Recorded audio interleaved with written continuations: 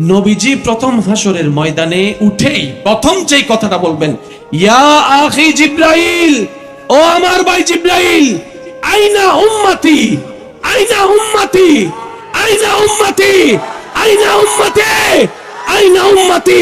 ও জিব্রাইল, আমার উম্মত কোথায়, আমার উম্মত কোথায়, আমার উম্মত কোথায়?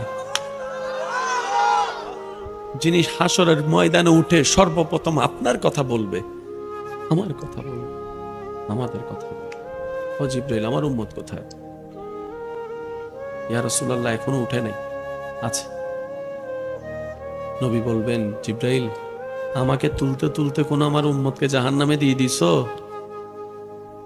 আমার উম্মতকে জাহান্নামে দিয়ে দিছো? এটা হবে না। আমি মুস্তাফা আমার উম্মত ছাড়া জান্নাতে যাব না, জান্নাতে যাব না, জান্নাতে যাব না।